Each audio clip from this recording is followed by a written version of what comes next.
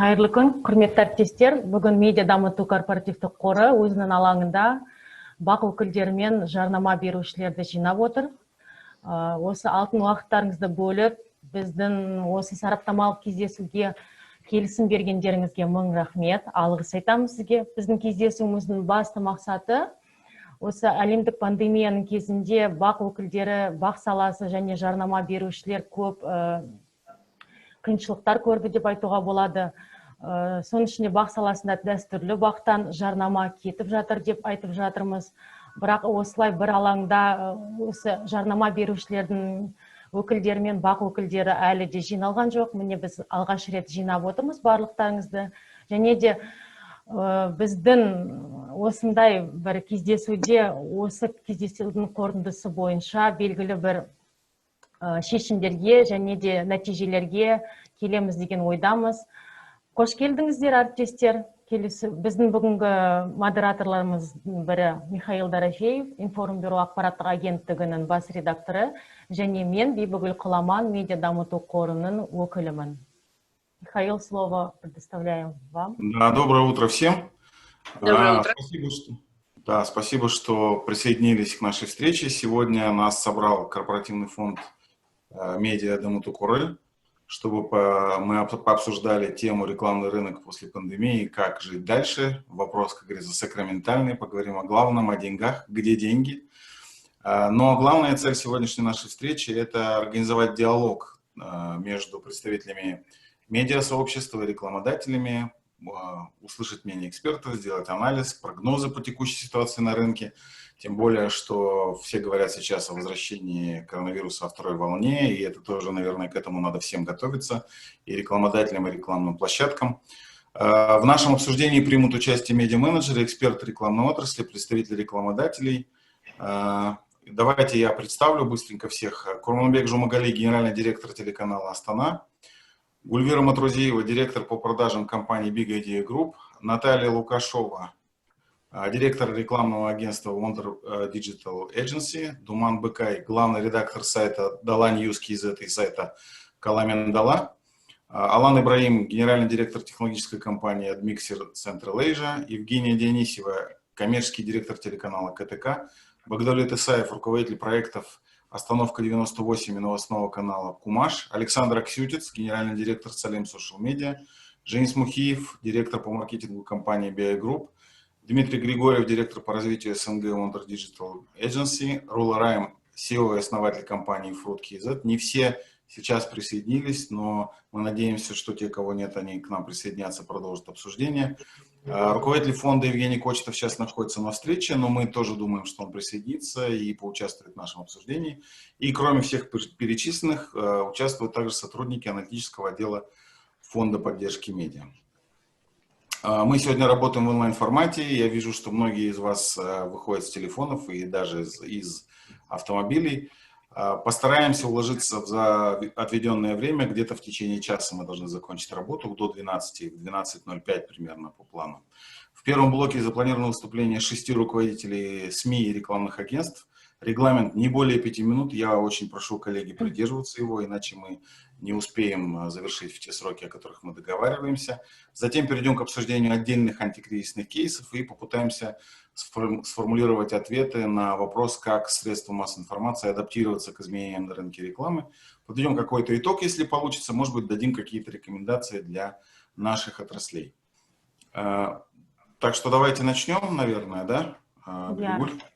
Я сөзімізді бастайық. Енді біздің басшымыз Евгений Дмитриевич қазір кездесудің соңына дейін келіп қалар, және де сөзін жалғастырар. Енді кезекті біз телеарна басшысына, телеарна өкіліне берейік, Курманбек Жұмағалиге. Барлығымызда білеміз, пандемияның кезінде аудиториямыз, көп көрермендер телеарнаға қайтып келді. Яғни бұл қайтып келудің үлкен бір себебі көрермендер жаңалықтарға көп сенді. Әлеуметтік желіден гөрі телеарнаға келіп жаңалықтарды көрді. Бірақ бұл геометриялық өсудің барлығы жарнамаға және жарнамадан түсетін табысқа әсер етті ме?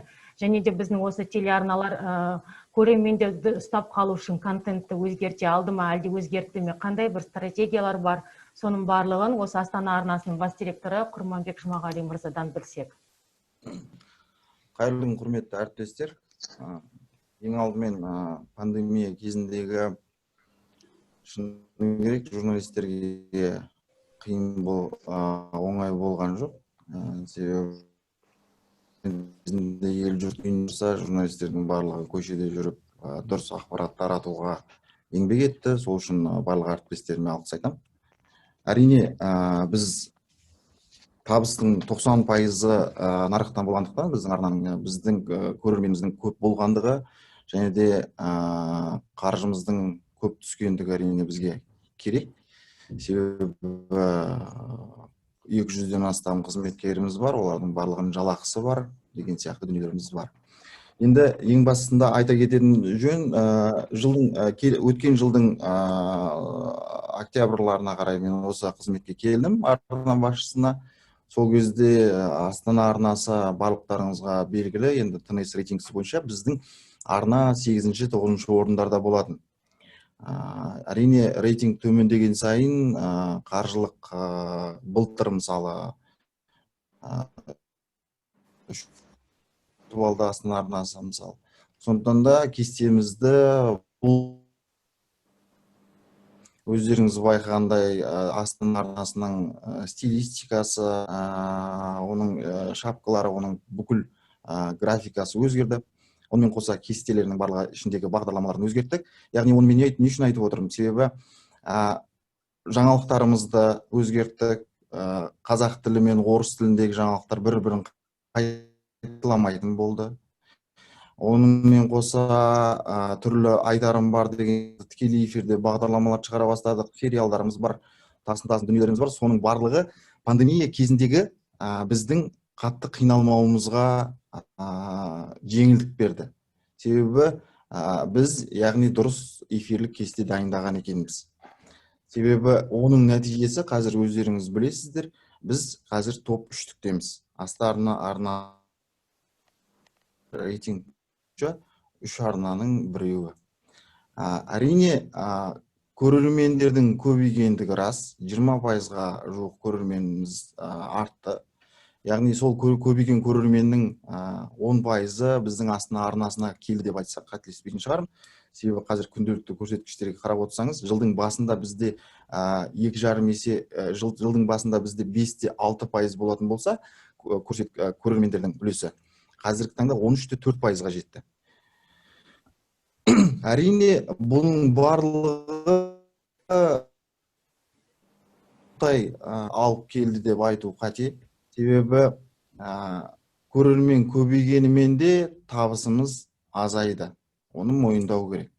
Себебі рыноктан бұрын мысалы Coca-Cola сияқты немесе жарнама беретін компаниялар эфирден 10 рет өзін көрсететін болса, олар өздерінің бюджеттерін қарастырып 5 ретке қысқартты.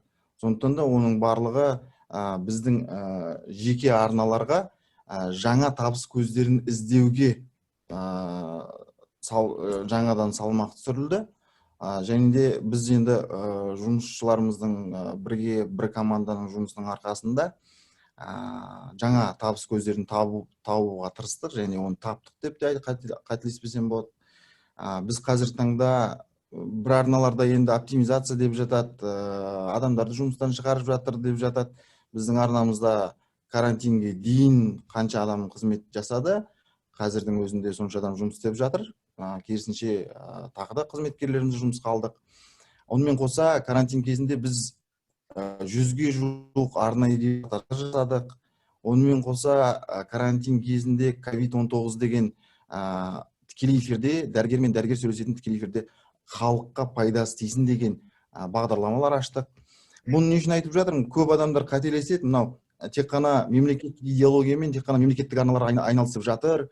Қазақстан ұлттық арнасы немесе хабар арнасынан бөлек жеке арналар тек қана өзінің табысын ойлайды деген сияқты қате пікірлер айтатынын естіп жатамыз. Ол олай емес. Біз Астана арнасы жеке арна болғанымен де бізде идеологиялық тұрғыда ұлтты тәрбиелейтін, мемлекеттік саясатты жүргізетін түрлі бағдарламаларымыз. Сезонда біз 6 отандық сериалды, құдай қаласа, сентябрь, қыркүйек айында Онымен қоса профессионал деген конкурс жарияладық. Жеке кәсіпорын ұйымдастырып, оның барлығын бөлімдерін бәрін аяқтадық. Енді қыркүйек айында Құдай қаласа елге тартып өтеміз. Яғни көбейді, жарнама аз, жарнаманың ол өзінің орнын толтыру үшін іздеуге мұқтаж болды.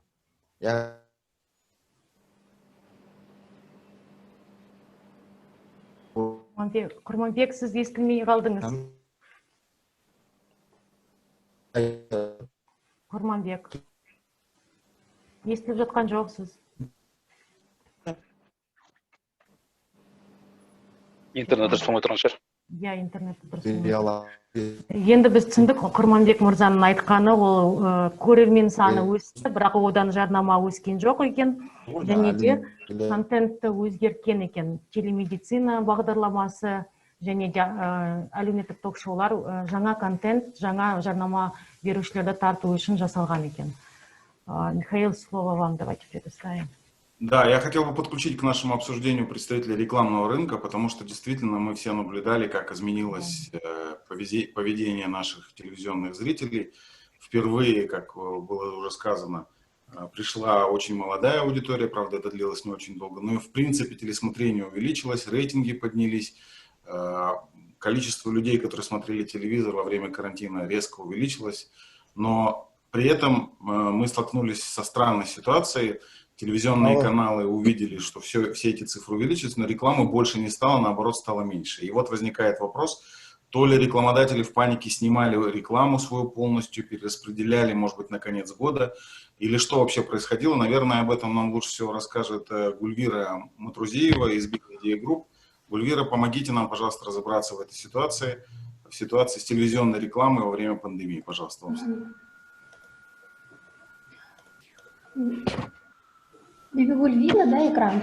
Да, экран видно. Коллеги, всем здравствуйте. Я собрала краткий обзор текущего ситуации. Здесь вкратце рост телесмотрения во время первого локдауна, во время ЧП произошел в среднем на 30-35%, это в среднем 30-35 минут. Все возрастные группы приросли, причем большой прирост в группе 18-34 лет. После послабления карантина мы видим, что телесмотрение возвращается, это начало мая, к тому телесмотрению, которое было до локдауна. Далее мы наблюдаем сезонный спад телесмотрения летний. И когда был повтор второго локдауна, мы видим также рост телесмотрения. Во время локдауна большой интерес у зрителей идет к новостям, информационным программам. И когда идут послабления, интерес снижается. Следует отметить, что по телесмотрению также отмечается рост сериалов и художественной линейки. Мы собрали данные за период с января по июль этого года, рассмотрели топ-20 рекламодателей и топ-категорий. Рост за этот период, сокращение за этот период произошло в районе 15% по топ-рекламодателей. Здесь влияние, скорее всего, оказало снижение активности двух игроков, это Coca-Cola и Unilever, что сказалось на снижении самих категорий. Падение, конечно, произошло в апреле, в мае, снижение активности, но начиная с мая, с середины, с конца мая мы уже видим начало активности рекламодателей, оно стабилизируется, потихоньку возвращается к тому уровню, да, в прошлом году.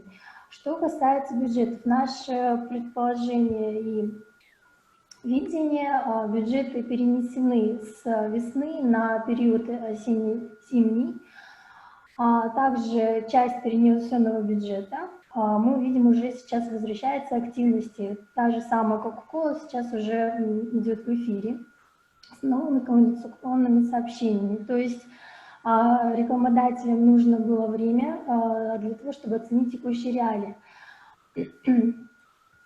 На рынке произошли, мы вот разделяем категории, которые есть растущие, это медицинские средства, продукты питания, финансовые услуги, услуги сотовой связи, которые вот сейчас актуальны при том, что все перешли на онлайн.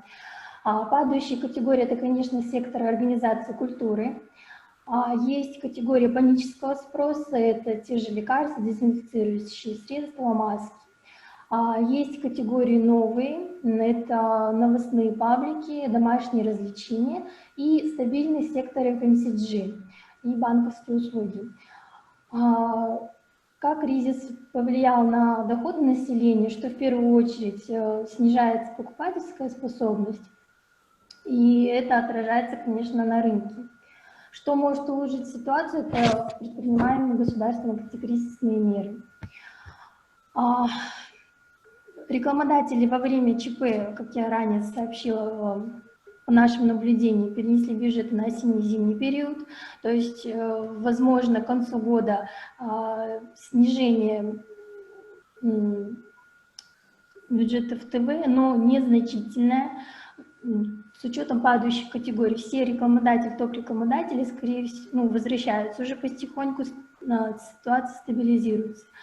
ТВ во время пандемии показала свою востребованность, то есть это увеличение на 30-35%, и телесмотрение к концу года, если останется в том же режиме, как сейчас, то оно, в принципе, будет на уровне 2019 года с небольшим ростом.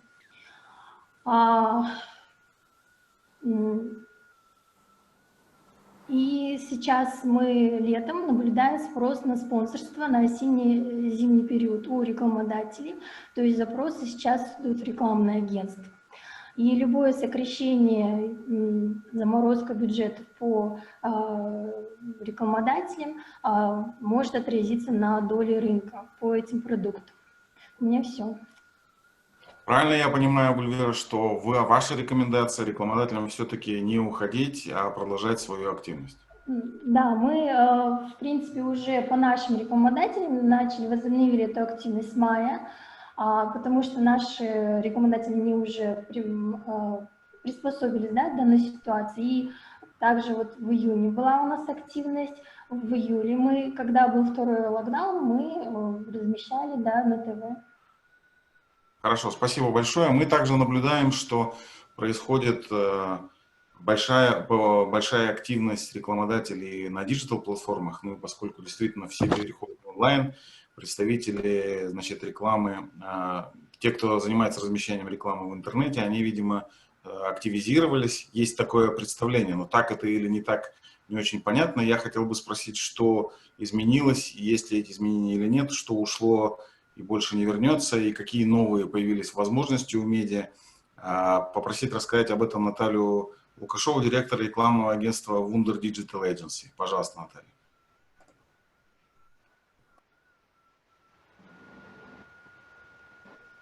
Наталья, вас не слышно. Большое спасибо за представление. Скажите, пожалуйста, видно ли мой экран сейчас? Да, все видно. Все видно, пожалуйста. Да, видно, видно. Благодарю за возможность поделиться опытом и теми наработками, которые мы получили в период коронакризиса. И здесь важно обратить внимание на то, как мы в целом все реагируем на ситуацию, что у нас меняется, что остается, а что ушло и больше не вернется. То здесь скорее можно сказать, что ушли те мастодонты, которые не смогли перестроиться, не перестроили свои продажи в сторону диджитала, так как встало все практически, кроме продуктов питания и медицины. Но сегодня я хотела бы поговорить о том, как поведение потребителей влияет на поведение самих рекламодателей, на поведение рекламных площадок и поведение рынка в целом. все мы приобрели новые привычки в этот период. Они относятся и к удаленной жизни, к новому индивидуализму, это такое новое слово, и contact-free economy. Если говорить про новые привычки, то к новому индивидуализму относится социальная дистанция. Вот так вот выглядели очереди раньше, и так выглядит сейчас. Социальная дистанция, которая до сих пор так плохо приживалась, становится нормой среди людей. И в будущем, если мы будем двигаться в том же направлении, можем прийти к тому, что футболисты Бундеслиги будут играть в масках, соблюдать социальную дистанцию и обходиться без объятий в случае гола. Также новым языком в этой ситуации заговорили бренды. Им приходится адаптироваться к текущей реальности. И, например, Hershey отозвали рекламу, в которой люди обнимали друг друга. Они заменили это на продукт на шоколадку. Наблюдается культ гигиены. Молодежь повысила свое внимание к этой сфере. Мы стали все часто мыть руки, пользоваться санитайзерами. А женская аудитория смотрит в сторону естественной красоты. Это своего рода тренд, и уходовая косметика уходит, вернее, приходит уходовая косметика, а декоративная уходит. Что же делают бренды? Они делятся how to do контентом и вплетают органично себя в текущую ситуацию. Еще одна из наших привычек сейчас – это деглобализация. Мы концентрируемся на близком и родном, мы стали больше проводить времени дома, с семьей, развивается активно локальный туризм. Наверное, там, горы Алматы, Алаколь никогда не видели такого количества людей. Ну и к новым привычкам, наверное, относится очень популярная сейчас тема – это удаленка, удаленная жизнь. Даже несмотря на то, что карантин получил прослабление, удаленная работа для многих останется актуальной. Даже сейчас многие из нас работают из дома, и здесь есть как свои плюсы, так и свои минусы. С одной стороны, это экономия времени и средств на транспорт, экономия затрат на обеспечение и аренду офиса. Но есть и минусы. Рабочий день, когда мы работаем на удаленке, вырос в среднем на 1,5 часа. Есть сложность с самоорганизацией, и стирается граница личной и рабочей жизни. В этот период очень хорошо растет образование онлайн, и в целом даже те, кто раньше не пробовали это сейчас и не могли найти на это время, сейчас точно попробовали. Удаленное образование, наверное, наихудшим образом сказалось именно на родителях и на наших детях. По данным опроса, это скорее негативный эффект, так как офлайн образование большинство родителей считают наиболее эффективным. Если продолжить говорить о новых привычках, то наблюдается такой тренд, как contact-free economy. Если говорить про телемедицину, то она и раньше активно развивалась, но сейчас у нее появились все шансы стать по-настоящему массовой. Если ранее мы ходили к врачу, то сейчас предпочитаем позвонить или получить консультацию онлайн. Ну и отрасль, которая активно растет в этот период, это e-commerce. Мы все привыкли покупать онлайн. Это удобно, и многие продолжат это делать. Поэтому эта отрасль как росла, так и будет расти. Что же делают бренды в данной ситуации, как они реагируют? С одной стороны, это социальный маркетинг, и он становится привычным. Такие бренды, как Mars, Henkel, H&M, передают продукты волонтерам, помогают врачам и пожилым и нуждающимся людям. И сейчас время для вдохновления и коллабораций. Такие бренды, как Minecraft, Например, Майнкрафт организовали высшую школу экономики, и на базе ее организуют тусовки, концерты, лекции, семинары. Если говорить про Иви, то они совместно с фитнес-студиями, с йога-студиями организуют онлайн-тренировки. То есть каждый бренд хочет помочь нам всем в этой непростой ситуации. И имеет все возможности для этого. Сейчас можно также продолжать диалог, и поддерживать диалог и делать большие жесты. Например, IKEA и Макдональдс опубликовали инструкции, как и рецепты свои секретные по фрикаделькам и как сделать Биг Мак. В целом, я думаю, что в данной ситуации мы все готовы помогать друг другу, непосредственно цифрами. То есть я проговорила про привычки, как это все отразилось на диджитал-рынке в цифрах, проговорит мой коллега Дмитрий чуть позже. Но я бы хотела на этом закончить. Спасибо вам большое. Надеюсь, информация будет полезной. Спасибо, это было очень интересно. Но это такие глобальные тренды, которые, конечно, нас в той или иной степени затрагивают. Но я, как человек, который руководит сетевым изданием в Казахстане, могу сказать, что все это прошло мимо нас, скорее всего. Конечно, хочется послушать цифры, которые Дмитрий скажет чуть попозже, и которые вы анонсировали. Но в целом хочу сказать, что в Казахстане рынок диджитал по ощущениям не вырос. И тут есть несколько факторов. Во-первых, вот эти глобальные тренды, они местных игроков не сильно затронули. Они были заняты более важными делами, например, получением разрешения на работу или выяснением, почему в ресторанах, почему на барахолках находиться безопаснее, чем в горах. И кроме того, второй фактор, о котором я тоже должен сказать, у нас очень большое влияние государства на этом рынке. И государство сейчас очень активно отзывает все бюджеты. Мы видим, как один за другим схлопываются крупные бюджеты государственных и квазигосударственных компаний, отменяются тендера. И это, конечно, тоже сказывается на рынке, потому что заменить эти деньги деньгами с настоящего рынка, с малого и среднего бизнеса в нашей стране проблематично.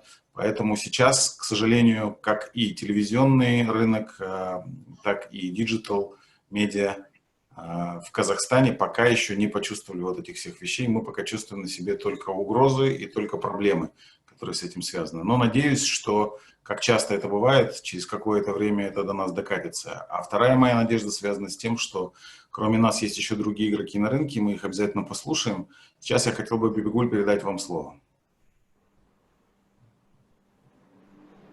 Спасибо, Михаил.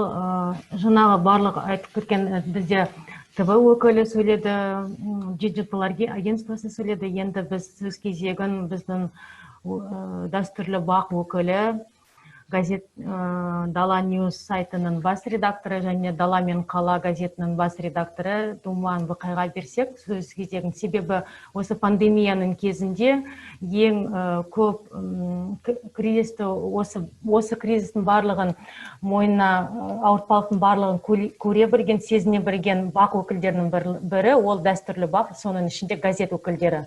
Думан мырза, сіз айтып шықсаңыз, жалпы осы пандемияның кезінде сіздің редакцияңыз, және де сізге осы күнге дейін жарнама беріп келген агенттіктердің қарым-қатынасы қалай өзгерді ма, өсім болды ма? Біз білеміз, көп газеттер соның ішінде Европада, Ресейде және Америкада өздерінің тираждарын төмендетті, кейбір редакцияларында жапты. Сол жағынан біздің Қазақстандағы елдегі ахуал қандай, баспа бағы бойынша? Саламатсыз ба? Газет нарығында мәселелер көп. Әсіресе қазақ тілді нарықта, қазақ тілді сегментте өзі ашығын айту керек, әуелден бастап жарнама аз болды. Өйткені мына бізбен жұмыс істейтін ұлттық компаниялардың көпшілігінде мамандары, оның ішінде пиар саласының мамандары орыс тілді. Олар бізді оқымауы мүмкін, танымауы мүмкін. Біз осы барьерді жою үшін көп жылдар бойы күресіп келеміз. Нақты тираж туралы айтайын. Біздің тиражымыз көбінесе сатылымнан. Біз подпискадан бас тартамыз, жаңағыдай мұғалімдерді зорлап. Біз табыстың көпшілігін сатудан табамыз. Газеттің сатылымы өте жақсы. Өмірі газет шығармаған адамдар айтады, жаңағыдай газет оқылмайды, газетке қызықпайды деп. Жоқ, керісінше газетке қызығатын үлкен аудитория бар. біздің газет соған дәлел. Біз аптасына карантинға дейін 2,5-3 мыңға дейін газет сатып келдік. Бұл бізге үлкен табыс болды. Бірақ карантиннен кейін, қазір көптеген базарлар, сауда орындары жабық болғаннан кейін біздің тиражымыз түсіп кетті. Шамамен қазір біз 1200-1500 төңірегінде ғана сатып жатырмыз. Бірақ жағдай дұрысталады деп ойлаймын. Біз түнеу күні ақпарат министрлігінің қабылдауында болдық. Сол кезде осы мәселені айттым. Жалпы қазақ газеттерінің оқылымдық потенциалы бар. Өйткені мына қоғам өзі қазақтанып келе жатыр. Қазақша жазылған мақалаға, қазақша контентке сұраныс артып келеді. Себебі қазақша оқыған, қазақша білім алған жаңа буын өсіп келе жатыр. Өткен жолы біз министрмен жолыққанда біз оған бір ұсыныс айттық. Жалпы қазақ тілді газеттерге, қазақ тілді баспа өнімдеріне жарнама келу үшін бізге шамалы қолдау керек. Ол қолдау қандай болады? Мысалға, дамыған елдерде вендинговый компаниялар болады, вендинговый. Газеттер соның ішінде орналасады көбінесе. Біздің өтінішіміз мысалға 50% айталық. 50% ақшаны біз қосып, жарты ақшасын мысалға министрлік қосып, осындай вендинг аппаратта салып алу, және оны Алматы, Астана сияқты ірі қалаларда орнату. Және сол орната отырып, сол жердегі газеттің потенциалын тексеріп көру. Халық қалай алады екен? Тиісінше егер содан халық жақсы сатып болса, бізге жарнама да келер еді. Ал енді сайт туралы айтар болсақ, мысалға біздің сайттан Фейсбукта жаңағы шындықтан қаша алмайсың, дүние жүзі қандастары, қала мен дала деген ірі пабликтер бар. Бізде шамамен 500 мыңға жақын ол пабликтерде подписчик бар. Біздің сайтымыз қазір енді жаңа осының алдында Астана телеарнасының директоры айтып кетті ғой, біз жақсы рейтингте тұрмыз деп. Енді сайттардың өзінің рейтингтері болады, жаңа Google аналитиктен көреді, Zero'дан көреді. Біздің сайт мысалға 10 орында тұрады. Ешқандай қиындықсыз біз шығып аламыз ондай рейтинг. Бірақ мәселе ары қарай не деген сауал туындайды. Өйткені біз қай орында тұрсақ та бізге жаңағы жарнамамен хабарласатын өзіміздің компаниялар аз. Ол тағы да мәселе, ол жаңа тілдік мәселе, тілдік барьерге келіп тіреледі. Меніңше әлі де болсын мысалға қазақ сайттарының бір жақсы рейтингке көтерілгеннен хабарсыз біздің ұлттық компанияда отырған мамандар мысалы. Осы мақсатта мен өткен жолы сол министрмен кездескенде айтқанмын. Бізге мына ұлттық компаниялардан, жалпы компаниялардың өкілдерімен, қазақ басылымдарымен, компаниялардың өкілдерімен кездесіп, үлкен бір конференция жасасақ. Сол кезде біз өзіміздің потенциалымызды көрсетсек, міне біз осылай сіздерге табыс түсіре аламыз. Біздің аудиториямыз осындай. Біздің осындай жаңағы күшті пабликтеріміз бар Фейсбукта деген сияқты оларға өзімізді таныстырсақ, бәлкім сол кезде бір барьер жойылатын шығар деп ойлаймын. Ал әзірге енді жағдай шыны керек, карантин бәрімізге үлкен сынақ болды. Бірақ бұл сынақтан енді біз жақсы жағынан шығамыз деп ойлаймыз. Себебі әрбір сынақ бұл біз үшін сабақ. Сол айтайын дегенім. Рахмет сіздерге. Рахмет, Думан. Уважаемые коллеги, те, кто не выступает, я вас настоятельно прошу отключать микрофоны, чтобы посторонние звуки никого не отвлекали. Возвращаясь к вопросу про Digital, хотелось бы подключить к разговору Алана Ибраима, который представляет этот миксер. Вот к чему готовится Digital-площадкам в ближайший год-полтора? Какие у вас есть советы? Алан, пожалуйста, вам слово. Всем добрый день, меня слышно? Замечательно, хорошо. В первую очередь, большое спасибо, что позвали. Во-вторых, много интересных вещей я себе уже записал, даже в рамках данного разговора. Понятное дело, что последние несколько месяцев, последние 5, уже 6 месяцев мы столкнулись с ситуацией, которую никто не прогнозировал, но до самой этой ситуации была другая большая новость, которая коснется и касается уже рынка интернет-рекламы. Коротко объясню, о чем я это говорю, что я имею в виду и о чем буду говорить. Секунду, демонстрация экрана.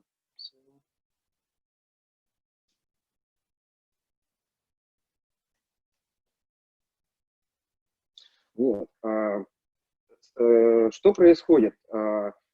Глобально, несколько лет назад, я думаю, что если вы работаете с медиа, то вы наверняка слышали про разные законодательства, такие как GDPR, Калифорнийский акт, это GDPR, это закон о персональных данных, защите персональных данных европейский.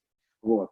В этом направлении Европа, там, западный мир движется уже давно, и так как Казахстан, несмотря на то, что Казахстан достаточно далеко находится от той же самой Калифорнии или Европы, но так как у нас много платформ, с которыми мы связаны, западными платформами, вот это тот же самый Facebook и Google и прочее, то изменения в этих платформах, на этих рынках коснется напрямую и нас. В частности, о чем я говорю, это я, кстати, эту презентацию готовил именно в рамках медиа Дамуту Куры, то есть для площадок, для сайтов, для платформ, которым нужно думать, что делать завтра, да? То есть, что происходит? Происходит то, что до конца следующего года будут отменены такие так называемые вещи, которые называются куки в интернете. То есть на базе кук сейчас происходит 90 с лишним процентов, то есть 95% всех размещений в интернете. И именно благодаря вот этим таргетингам, которые позволяют делать интернет-рекламу, многие рекламодатели и многим рекламодателям и была интересна интернет-диджитал как рекламный канал, да, канал коммуникации. Потому что там они могли таргетировать по соцдему, там они могли настраивать частоту, то есть чтобы не показывать эту рекламу 10 тысяч раз одному и тому же пользователю. Там же были и геонастройки, вот. Все это сейчас уже немного ограничено, то есть, к примеру, пользователи Apple уже не видят таргетированную рекламу в рекламных сетях, я имею в виду, вот. И единственный игрок, который глобальный, большой игрок, который остался, который поддерживает все еще куки третьей стороны, так называемые, это браузеры Google Chrome. Вот. Но они уже сказали, что до конца года, до конца следующего года они тоже уже отменят. И сейчас в разговоре с локальными сайтами, мы работаем в других странах, когда спрашивают, как вы будете, что вы будете делать дальше, мы понимаем, что большие площадки, то есть они строят свою дату, то есть собирают свою дату. А больше всего у нас пострадают это малые и нишевые сайты, платформы, площадки, приложения. И мы сейчас, наша задача это как раз-таки работать со всеми сайтами и помогать им строить свою экспертизу, то есть строить построение фактически локальной рекламной сети, для того, чтобы как-то защитить их медийный бюджет. Потому что если нет таргетингов, если нет настроек, то сайты, как правило, не будут получать рекламные деньги. Вот. Это один момент. Второе, есть риск того, что все деньги, ну, как бы большая часть денег перетечет, мы это называем лот-гардены, это большие крупные корпорации, у которых есть своя дата, свой инвентарь, своя платформа, такие как социальные сети, да, то есть они еще больше будут зарабатывать. И сайты локальные и нишевые, они будут получать еще меньше денег, медийных рекламных денег, поэтому наша задача в ближайшие, вот мы ставим себе цель 18 месяцев, работать с рынком, работать с площадками и строить локальную сеть, строить локальную дату для площадок. Вот. И вот с этой инициативой я хотел как раз здесь выступить и рассказать. Вот. У нас есть технологическая команда, есть много ресурсов, есть разные разработки для как больших медийных, мы называем это медиахаусы, это владельцы нескольких сайтов, новостных сайтов, вплоть до какой-то малой нишевой площадки. Плюс еще какой здесь, нужно сразу сказать, что мы все видим, то есть помимо ситуации с вирусом, да, экологической ситуации, есть другая ситуация, это, к примеру, те, кто работает именно с рекламодателями, знают, что разные геополитические вещи тоже могут влиять на Казахстан. К примеру, в Штатах прошла инициатива Black Lives Matter, я думаю, что если вы читаете новости, вы об этом слышали, многие крупные рекламодатели, они отказались от больших платформ, таких как Facebook, да, к примеру, вот, потому что там нету модерации. Вот. Соответственно, это повлияло, казалось бы, это произошло в Штатах, но это повлияло и на рекламные бюджеты агентств в Казахстане, которым клиент сказал, так, мы больше в этих платформах не размещаемся. Вот. Это к тому, что, еще раз, почему нужна локальный сильный игрок, локальная сетка и локальная экспертиза. Вот. Плюс нужно не забывать, что большая часть платформ они не модерируют и не пропускают рекламу и контент на казахском языке. Это еще один, если на национальном языке. Это еще один момент, который тоже нужно упомянуть, почему нужно двигаться в этом направлении. Вот что я хотел еще добавить. В целом было озвучено, что действительно Натальей было озвучено, что происходит деглобализация, и, наверное, один из способов — это совместная коллаборация игроков всех сторон, рекламодателей, агентств, получается, площадок, платформ, медиа, да, конкретно, и дата-провайдеров, к чему мы призываем. Можно вопрос Спасибо, задать? да, это хорошая идея. Да, конечно, Спасибо. А вопрос можно задать? Давайте. Вы сказали, да, что казахский контент не пропускает. Вы какую площадку имели в виду? Ну, конкретно рекламу на казахском языке не пропускает YouTube.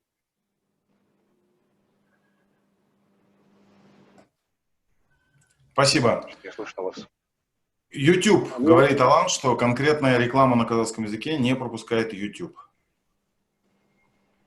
Давайте продолжим наше обсуждение. Мы переходим ко второй части, уже обсуждения антикризисных кейсов. Здесь уже докладов не будет. Я прошу наших спикеров быть короче. И сейчас я хотел бы предоставить слово Евгении Дионисевой, которая представляет телеканал КТК.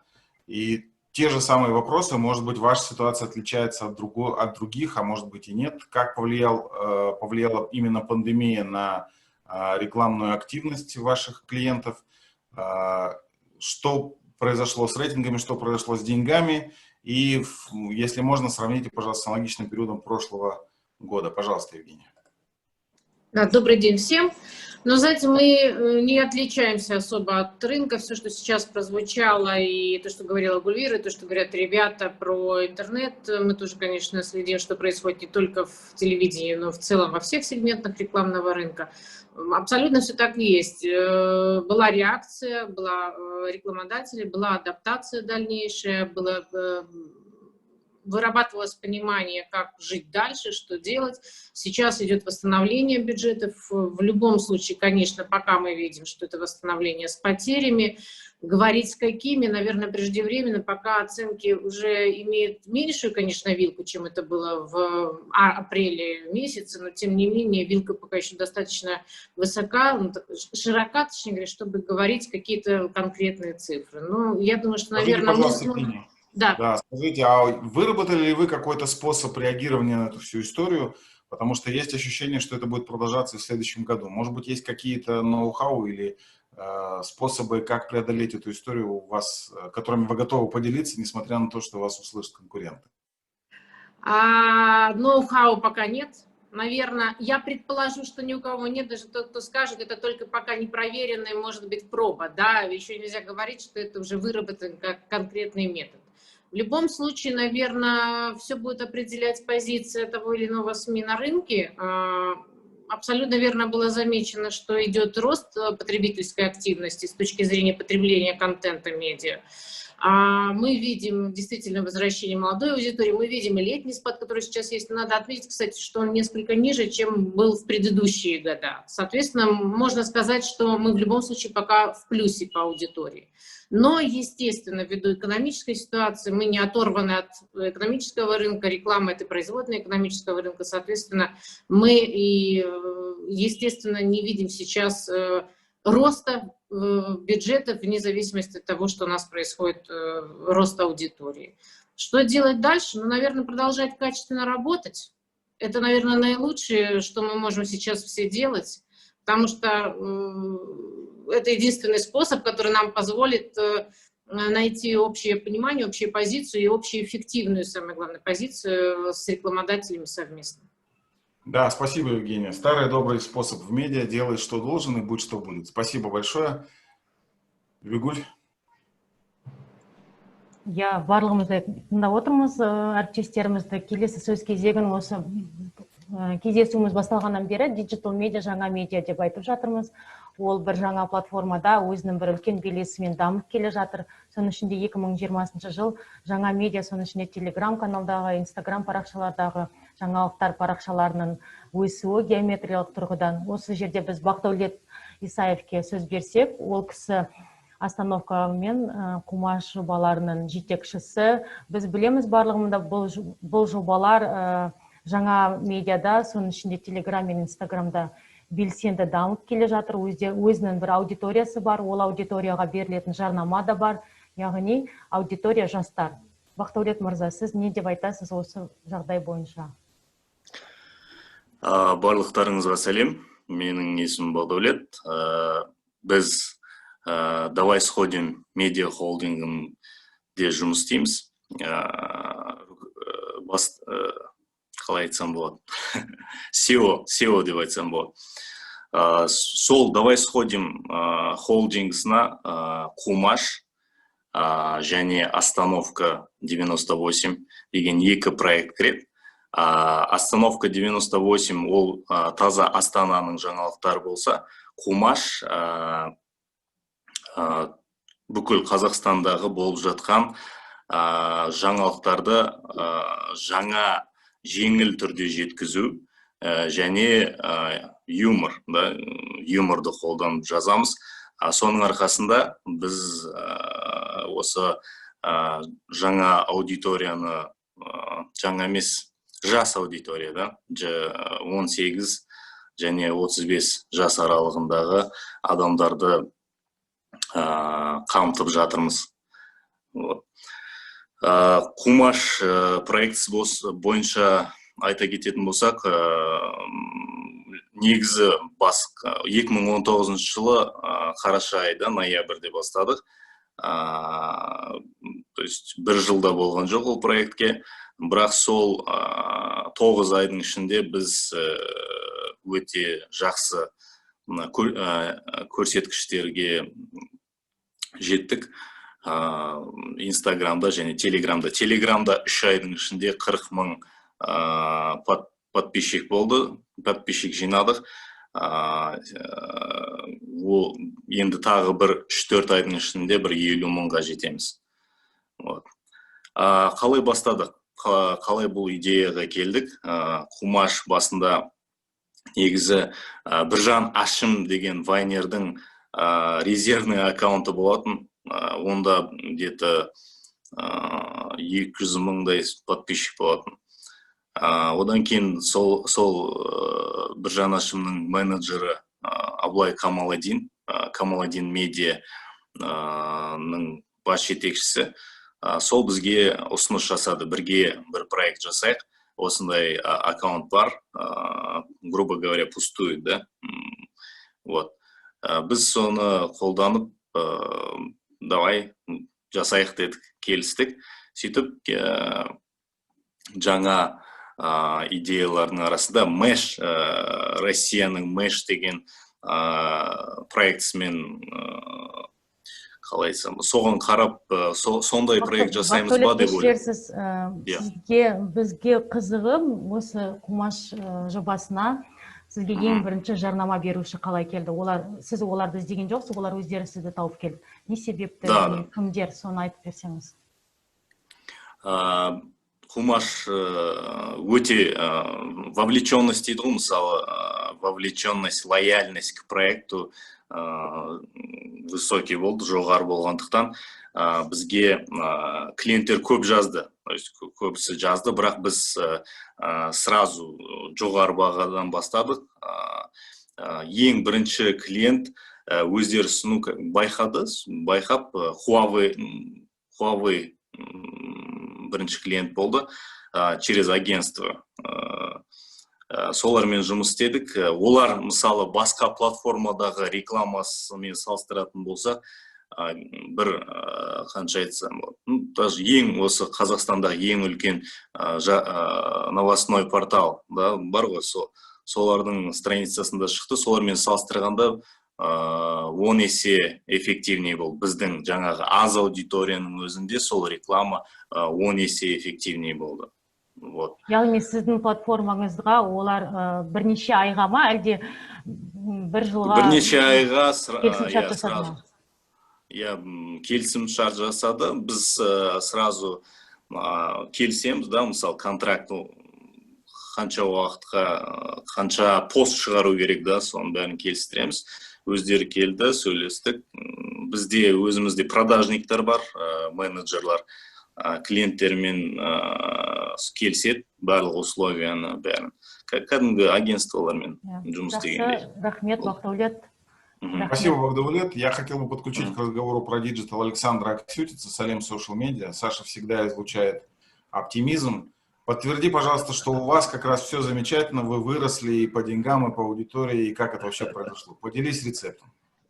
Ну, мы выросли очень сильно по аудитории, у нас уже больше 8 миллионов подписчиков, у нас больше 1 миллиарда 200 миллионов просмотров мы уже набрали, там у нас мы создали 1000 роликов, но я абсолютно с тобой солидарен, что говорить о какой-то серьезности нашего диджитал рынка, рекламы, это смешно, он очень маленький.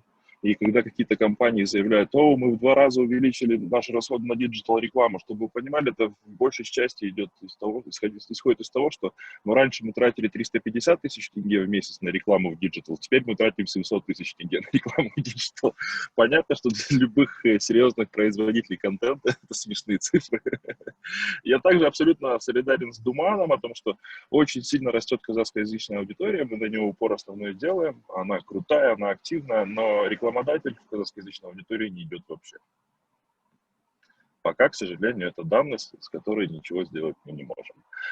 Я также солидарен с Аланом, что сейчас меняются условия на рынке, вот эти ограничения, которые ввел YouTube, это коснулось не только казахского языка, это 40 языков коснулось, теперь нельзя размещать там казахскоязычную рекламу. Я рад, что Алан сказал о том, что нужно развивать локальные площадки, потому что развитие локальных площадок – это одно из генеральных направлений нашей цифровой экосистемы.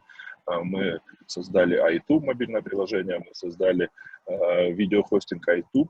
Благодаря пандемии к нам очень много людей пришло. Сейчас ежемесячная аудитория iTube уже 2,5 миллиона уникальных пользователей.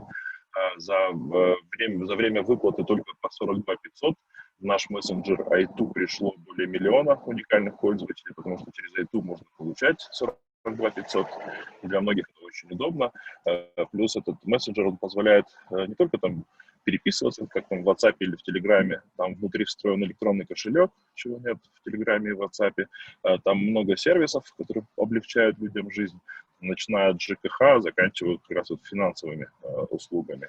И мне кажется, вот за этим сейчас и будет активное развитие, потому что глобальные площадки, какие бы они крутые не были, какая бы там ни была огромная аудитория, они никогда нам не будут на локальном рынке предлагать что-то уникальное специально для нас, казахов. А вот iTube и iTube мы считаем вот этот шанс создать местную экосистему, которая будет интересной рекламодателям, потому что там будет там целевка, которая из-за отмены cookies уже не будет там ни в Фейсбуке, ни в Ютубе, ни на других платформах. А все это будет сосредоточено у нас. И нам повезло, что мы 2 года назад занялись разработкой этих платформ цифровых. И сейчас они вот как раз оказались очень кстати. И я уже выступал, призывал всех наших медиа, боссов больших, подключаться к этим площадкам. Уже там 5 телеканалов подключились к YouTube, в частности. И мы это будем дальше развивать, потому что как только мы сформируем вот этот внутренний рынок на базе этих платформ, туда придет рекламодатель. И это позволит нашим масс-медиа как-то выстраивать новый рынок в диджитал-рекламе. Пока же, когда все деньги утекают в социальные сети, это не очень выгодно ни для Казахстана, ни для масс-медиа, ни для рекламодателей. Все деньги уходят. Саш, короткий вопрос, и, надеюсь, будет короткий ответ. До этого мы много раз слышали, что подобного рода локальные проекты реализовывать бессмысленно, потому что у нас очень маленький рынок, емкость рынка маленькая. Тем не менее, вы этим занимаетесь. Верите, что и на маленьком рынке можно это сделать? Да, конечно, потому что, ну вот, Алан не даст соврать, как раз Алан про то же самое же говорит. То же самое сейчас они пытаются миксер сделать в Казахстане, формировать локальное. Потому что дальше идут только ужесточения со стороны глобальных платформ. А из-за того, что как раз мы маленькие, глобальные платформы нас просто не замечают. Они не готовы что-то делать такое, чтобы облегчить нам жизнь. У них свои бизнес-интересы. А создание этих локальных платформ, сетей, оно как раз позволяет нам мелким выживать вот в этом огромном мире. Хорошо. Спасибо большое, Саш. Спасибо за участие. Спасибо. За выступление. Да. Я хотел бы подключить к разговору. Я могу добавить один комментарий? Простите, Михаил. Я прошу прощения, Илон, давайте я дам слово следующему спикеру, потому что у нас у всех есть свой график, а потом, если останется время, вы сможете задать вопросы. И с Сашей можно всегда пообщаться, он активен в социальных сетях. Я хотел бы подключить к разговору того, у кого есть деньги, представителя рекламодателя, Жени Самухиева, который представляет BI Group. И пусть он нам расскажет вообще, что произошло, пришли ли они в Digital, как пришли и почему мы этого всего не почувствовали. Да. Всем привет. Спасибо, что пригласили. Бибигуль, у меня не получается включить почему-то демонстрацию экрана. Пишет, отключил организатор. Ну, давайте тогда начну. Расскажу, да. Для нас на самом деле текущий кризис для BI Group, наверное, стал таким откровением. Почему? Потому что... у меня, кстати, сработал. Сейчас открою. Так, видно, да, экран, коллеги? Да, все видно, продолжайте. Все хорошо. На самом деле для нас кризис, как я говорил, стал откровением в том плане, что до этого в BI Group, например, если годовой бюджет там был у нас примерно, является там, ну, в размерах около 1,5–2 миллиардов тенге в год, да, то есть мы тратили 70–80% на наружку, на все остальное, но не диджитал, да, то есть офлайн и онлайн были соотношения, соответственно, 80/20 или 70/30 в лучшем случае. А сейчас же, получается, после того, как произошел карантин, то есть мы одни из первых отреагировали, там еще в середине марта, когда там мы поняли, что будет ЧС, все остальное, мы там сняли первую абсолютно всю наружку, ушли там со всех торговых центров, все остальное, и максимизировали, получается, наше присутствие в интернете. Я извиняюсь, что-то я не могу здесь разобраться. Так, надеюсь, видно, да, весь мою презентацию? Так, сейчас, Да, секунду. мы видим две диаграммы, все в порядке. Охват рекламных всё. кампаний в июле вырос на 57, а теперь пошла другая диаграмма. Да. Получается, здесь просто информация о том, что как на самом деле повлиял кризис, наверное. Да? То есть мы, как я говорю, перешли в онлайн по максимуму, да, запустили там, очень активны были в телеграм-каналах, мы там размещались в информационных медиа, да, там, в том числе на информбюро, кстати, мы были активно, размещались несколько раз, там, различные сходим, там, остановка, по-моему, нет, ну, вот другие паблики. Делали коллаборации с разными там чокофудами, вольтами и так далее, да, то есть по максимуму все, что можно сделать, даже BTL мы старались сделать в онлайне. И вот, как вы видите, да, вот справа график про результаты, да, по сути. То есть если сравнивать даже докризисный период, мы видим, что там количество лидов было 6 тысяч условно, да, оно выросло до 20 тысяч. То есть лиды мы считаем это все обращения, входящие в компанию, да, то есть это звонки, заявки, там, обращения, визиты в отделение, там, пешеходы, да, с улицы. Соответственно, мы видим, что у нас, наоборот, да, кризис повлиял таким образом, что это общая стоимость лида, получается, которая у нас есть по компании, то есть вместе с офлайн и онлайн.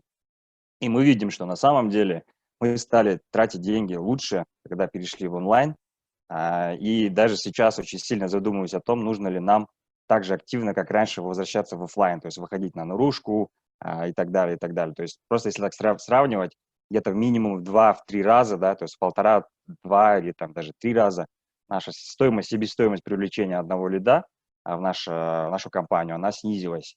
И это эффект как раз-таки от перехода в онлайн. Ну и мы видим, да, что охват рекламной кампании при этом очень сильно растет, там 60 миллионов в месяц охватов. Это хороший показатель, и он растущий. Ну, здесь просто вкратце информация про нашу динамику продаж. Здесь просто подтверждение о том, что кроме того, что у нас количество лидов выросло, да, мы там одни из немногих на рынке, кто на самом деле, наверное, нарастил свои продажи. То есть май, июнь, июль для BI Group это продажи, ну, рекордные продажи на самом деле. То есть никогда так мы даже не продавали раньше. И там, если сейчас до кризиса там доля на рынке Астаны у нас была там 51–52, она сейчас растет, там больше 55, наверное, уже сейчас. Ну и в Алмате мы с 15 выросли до 30% доли рынка. То есть это как раз-таки результат того, что мы в том числе активно начали осваивать онлайн-каналы, да. Вот вкратце информация, которую я хотел сказать. То есть самый основной концерн для нас сейчас, естественно, мы начали возвращаться обратно в офлайн. То есть без него никак. Нужно работать над имиджем, нужно работать над брендом, на долгосрочку нужно работать. Поэтому мы сейчас потихоньку начали возвращаться.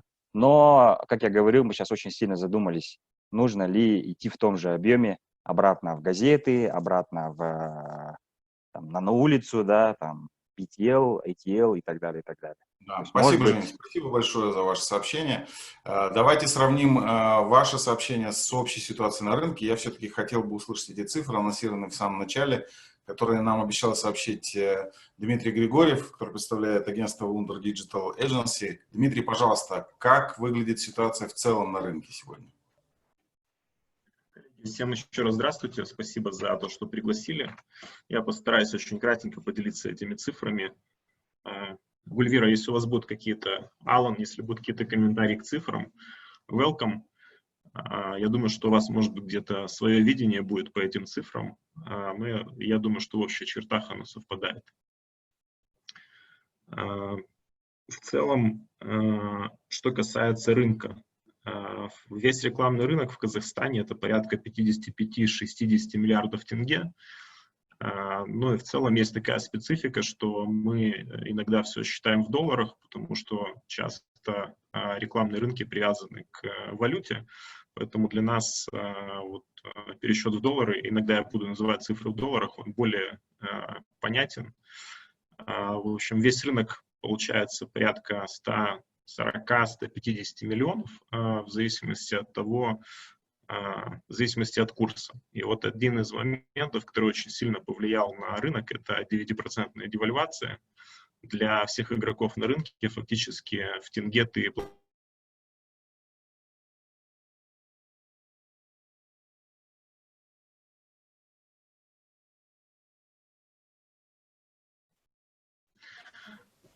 значит, в целом Дмитрий, у вас по связь рынку пропала, на можно 2020 еще? год.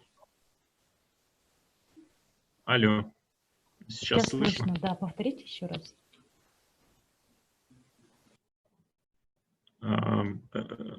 Не знаю, с какого момента начать, повторюсь в цифрах. Весь рынок 140 миллионов, это 55 миллиардов тенге. Прогноз по рынку на 2020 год был 6%. На сегодняшний день, по разным оценкам, весь рынок упадет рекламный от там, 20 до 30%. Наименьше будет подвержен падению интернет. Здесь, кроме влияния девальвации, по нашим оценкам агентства, порядка 10% падения было за как раз квартал, когда была пандемия. И, безусловно, вот как показывал и Женис, и коллеги, апрель был худший месяц среди всех месяцев. Тогда падение, в том числе по агентству, по обороту составляло порядка 50%. Но уже к августу мы вышли на оборот февраля-марта, то есть рынок активно восстанавливается. И в этом смысле мы видим такой оптимизм здоровый, но прекрасно понимаем, что с сентября или дальше может прилететь, на мой взгляд, уже не вторая, а третья волна. И, в принципе, подготовиться к этому невозможно за одну неделю. То есть, если ваш бизнес был к этому готов заранее, то вы там, примерно понимаете, что делать. Но и в целом компании, на мой взгляд, в Казахстане разделились на два типа. Те, которые уже встречали кризисы, там 8, 10, 12, 14 и так далее. И те, которые нет. И, конечно, компаниям, которые там после 2014 года развивались достаточно активно и впервые встретили кризис, им достаточно тяжело. Для всех остальных, просто очередной кризис, который есть и с которым нужно справляться. В целом, по рекламному рынку в диджитале он оценивается в разных цифрах, от 30 до 60 миллионов. Медийку обычно оценивают в 33-35 в 2020 году, вот по разным источникам. Если сюда добавить МСБ, социальные сети, которые не считаются, то рынок порядка 60 миллионов долларов. До кризиса прогнозировался на 2020 год рост порядка 25, даже до 30%. С учетом кризиса планируется, по нашим внутренним оценкам агентства, рост в диджитале будет 10%. Говорить про другие медиа достаточно сложно, потому что вы видели, все мы видели, что наружка упала до нуля, радио тоже упало.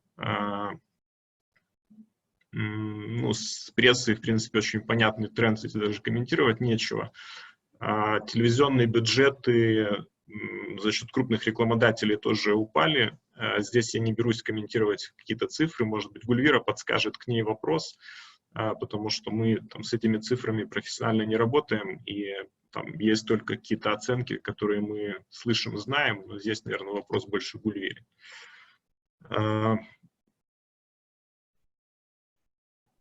Спасибо, Дмитрий. Почему происходит... Нет, у меня просто еще два комментария. Почему происходит такое падение? Потому что у нас, в принципе, в агентстве такой consumer-centric approach, и вот Наталья про то, что рассказывала, то в первую очередь нужно думать про потребителя.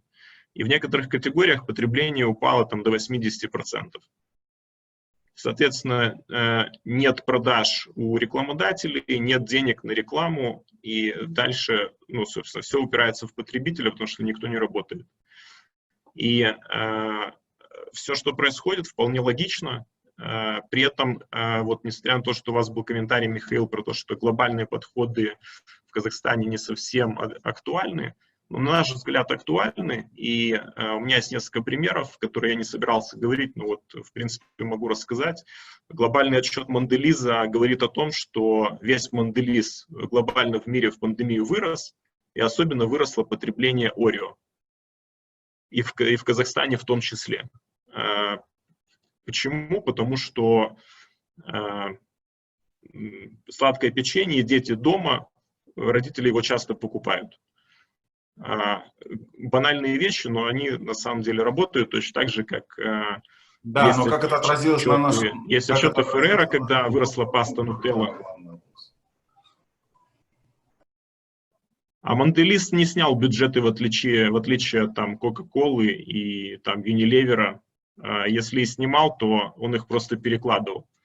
Ну, то есть на нашем рынке сказывается очень просто. То есть если у тебя есть продажи, то ты их в дальнейшем, ну, то есть у тебя есть деньги, чтобы драйвить и перекладывать куда-то деньги.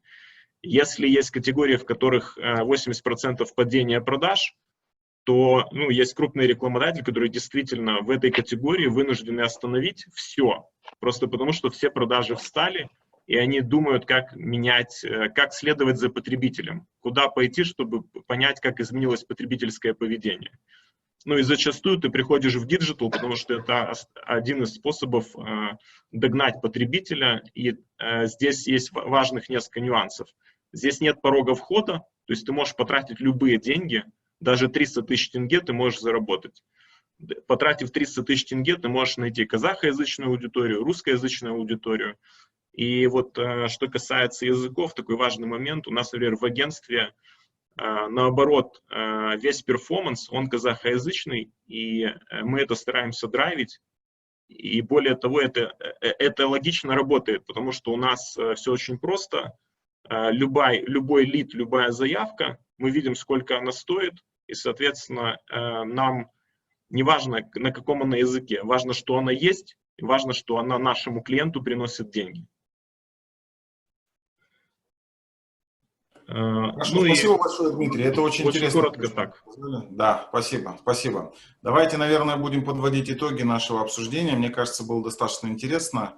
Прозвучало несколько парадоксальных, иногда противоречивых мыслей. Я думаю, что есть какая-то возможность подвести итоги. Бибигуль. Я әрине әріптестер, барлықтарыңызға рахмет, әркім өзінің тәжірибесімен бөлісті. Әрбір салада, медиа саласында, диджитал саласында, баспа саласында, Құрманбек мырза айтпақшы, шынымен де аудитория өсті, көрермен саны өсті, бірақ табыстар келмегендіктен олар контентті өзгертіп жатыр. Дала мен қала газетінің бас редакторы Думан мырза айтпақшы, шынымен де қазір баспа бағы үшін сондай бір қиын кезең болып жатыр. Біздің жарнама беруші агенттіктердің арасында да осы біздің бақ саласына қатысты жақсы кеңестер айтылды. Соның ішінде баспаға қатысты айтылған нәрсе, ол өзінің аудитория площадкасын дейді, алаңын кішкене өзгерту керек, сайттарға, интернетке шығу керек деп жатыр.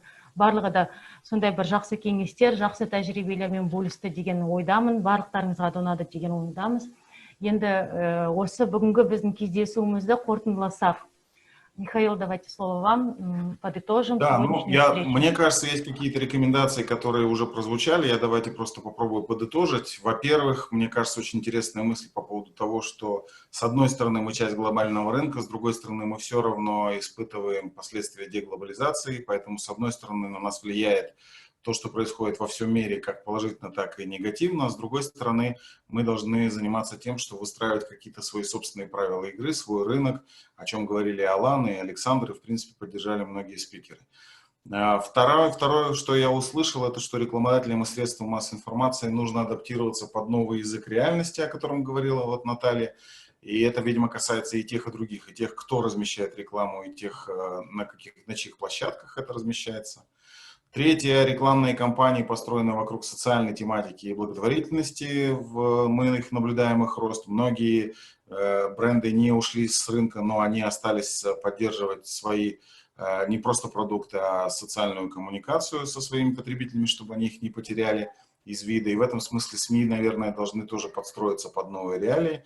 И отсюда следует четвертая рекомендация. Крупным медиа нужно пересмотреть свой контент, поскольку зритель, читатель, пользователь будет искать образовательные новости, программы, фильмы, телемедицина будет его интересовать и так далее. В-пятых, нужно реагировать на изменения рынка и, наверное, все-таки думать о том, чтобы сокращать издержки. Здесь прозвучал сдержанный оптимизм. Неважно, какая будет волна, вторая, третья, пятая или десятая, важно, что к этой нужно волне быть готовы. И те, кто первую волну встретил в состоянии, когда непонятно, что делать, я думаю, что сейчас уже понятно, что нужно максимально сократить свои расходы средством массовой информации. Я знаю, что многие мои коллеги это делают, мы тоже этим занимаемся. В-шестых, важно быть активным на интернет-платформах и СМИ, и рекламодателям, и традиционные медиа, у которых есть свои площадки в диджитал, наверное, должны все-таки на них обратить больше внимания, потому что мы сейчас увидели, что рекламодатели уходят в диджитал, активно уходят. Вот Дженис нам подробно прям рассказал кейс, который прям убеждает, мне кажется, что это тренд номер один сейчас. И, наконец, необходимо искать новые коллаборации, медиа, рекламы, потому что рекламодателям нужно уже что-то другое, не то, что раньше. Нужно предлагать им новые форматы, нужно понимать их желания и стараться этим пожеланиям соответствовать. Ну и, конечно, нельзя забывать о рисках. Несмотря на прирост аудитории, нет гарантии, что аудитория не уйдет. И телевидение, хотя и делает какие-то шаги по удержанию аудитории, пока мы не видим, что это происходит, что та аудитория, которая пришла, она осталась в большом количестве. Во-вторых, происходит снижение топ-рекламодателей, размещающих рекламу, и это, конечно, влияет на доходы СМИ, но, как нам сейчас рассказал Дмитрий, это происходит не со всеми. Значит, наверное, медиа должны в первую очередь обратить внимание на тех, кто не уходит с рынка, кто продолжает свою активность, и активнее с ними взаимодействовать, вот исходя из того, о чем мы говорили ранее. Ну и какой-то происходит смена вектора развития в сторону диджитал, смещение, то, о чем мы говорили, что это просто тренд. Сейчас это произошло единообразно. И я вижу, что, в принципе, все сошлись на том, что да, есть трудности, но все в этом кризисе видят не только проблемы, но и возможности. Если у вас есть, коллеги, еще какие-то добавления к тому, о чем я сказал, прошу вас, пожалуйста, писать об этом. Можно написать в чате, можно после нашей конференции направить организаторам свои рекомендации. Мы их учтем, чтобы потом какой-то документ сформулировать. И в завершение нашего сегодняшнего обсуждения, очень плодотворного, мне кажется, я хотел бы предоставить слово представителю все-таки организатора, заместителю генерального директора Фонда по развитию медиа казахстанского Айжан Мусиевой. Айжан, вы здесь, если прошу вам слово.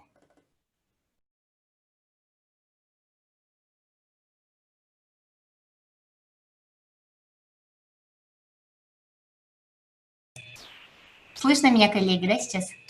Спасибо, Да. Михаил, за предоставленное слово.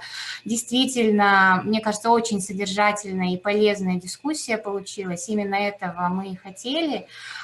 Просто коротко, наверное, все-таки коснусь деятельности нашего фонда. Как некоторые из вас знают, одним из ключевых направлений деятельности нашего фонда является именно исследование и анализ медиасферы, и в этом нам большими помощниками являются такие эксперты, практики, как вы. Спасибо, что нашли время и подготовили такие важные месседжи для этой встречи. Мы обязательно их обработаем и в формате какого-то мини-памятки или доклада сформируем и будем тиражировать в редакции. Вот, поэтому все, что здесь было сегодня озвучено, оно обязательно как бы дойдет и до как бы тех, кому эта информация будет полезна и актуальна. Спасибо вам. Прекрасно мы понимаем, что вот те цифры, которые как бы озвучиваются, те прогнозы о том, что, может быть, рекламные доходы снизятся, там, может быть, в этом году до 60 даже процентов, да, кого-то ввергает в панику, а для кого-то становится толчком к полной трансформации и новым большим победам. И мы хотим, чтобы среди казахстанских медиа таких победителей становилось больше. И как бы, я думаю, что если это получится, то в этом будет заслуга участников сегодняшней встречи. Спасибо вам. Барлықтарыңызға рахмет.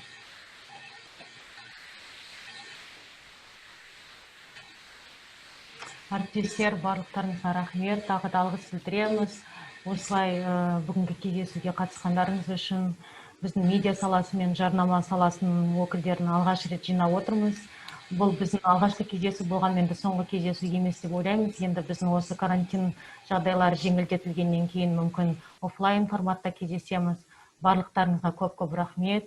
Михаил, слово вам передаю. Завершающее. Спасибо вам. Да, я тоже просто хотел всех поблагодарить. Мне кажется, это было интересно. В свою очередь хочу сказать, что вот мы хотим получить видеозапись для информбюро КИЗ и вот этот документ, о котором Айжан говорила, для того, чтобы опубликовать соответствующий материал. Мне кажется, это пригодится многим и рекламодателям, и нашим коллегам. Спасибо, было очень интересно, содержательно. Я желаю всем удачи. Как говорится, что не убивает, делает нас сильнее. Надеюсь, что мы выживем и выйдем из этого испытания еще более сильными, крепкими и, надеюсь, богатыми. Всем здоровья, счастья, успехов. Спасибо большое. Спасибо большое. Если нужны материалы с нашей стороны, скажите, мы поделимся. Да, пожалуйста, присылайте. Спасибо, всего доброго. Все, всем до свидания. Спасибо. Жақсы, сау болыңыз. Сау болыңыздар, әріптестер.